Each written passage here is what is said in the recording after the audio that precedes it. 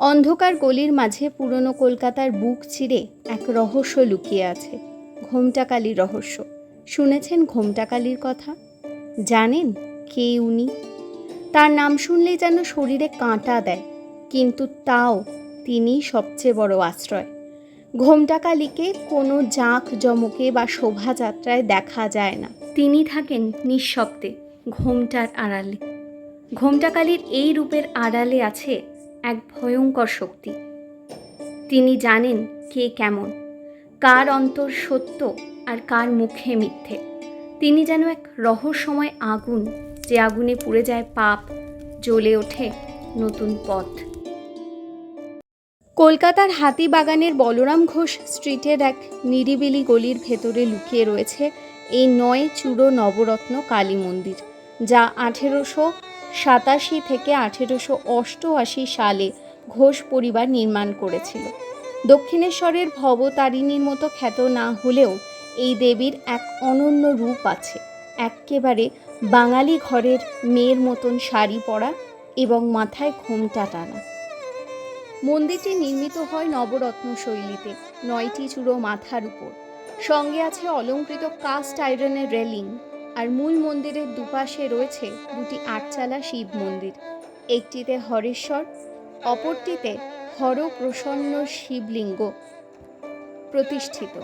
মন্দির প্রাঙ্গণে একটি নাট মন্দিরও রয়েছে ছড়িয়ে ছিটিয়ে থাকা গাছগাছালি। মন্দির চত্বর বেশ প্রশস্ত হলেও তাতে বয়সের ছাপ পড়েছে।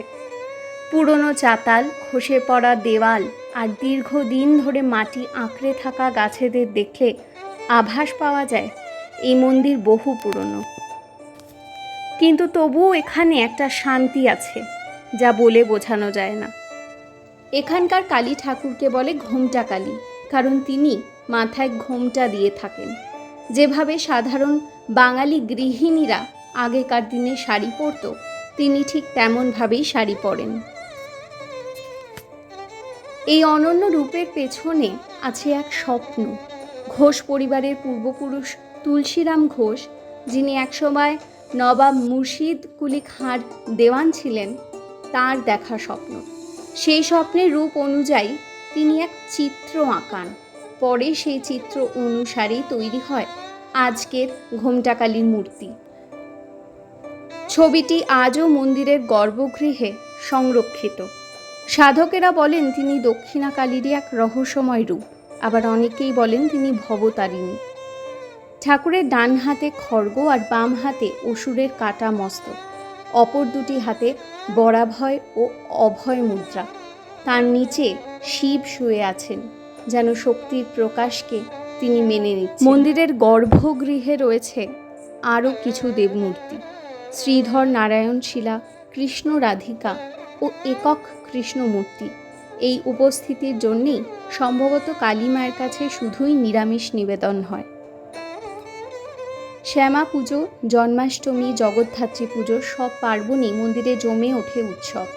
তবে অমাবস্যার দিনে বিশেষ হোমযজ্ঞ হয়, আর মাকে নিবেদন করা হয় নুন ছাড়া লুচি, 5 রকমের ভাজা, বোঁদে ও মিষ্টান্ন।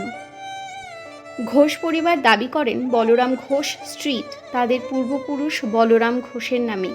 যদিও এই নিয়ে ঐতিহাসিক মতভেদ আছে, তবে একটি কথা পরিষ্কার: এই মন্দির কেবল স্থাপত্য বা ইতিহাস নয়, এক বিশ্বাস, এক স্বপ্ন, এক বংশের বহু প্রজন্মের সাধনার প্রতিফলন। ঘোমটাকালীর দর্শন করতে হলে কিভাবে পৌঁছবেন মন্দিরে? মন্দিরটি হাতিবাগানের ভীষণ কাছে। হাতিবাগান ক্রসিং বা স্টার থিয়েটার থেকে মাত্র 12 মিনিটের হাঁটা পথ।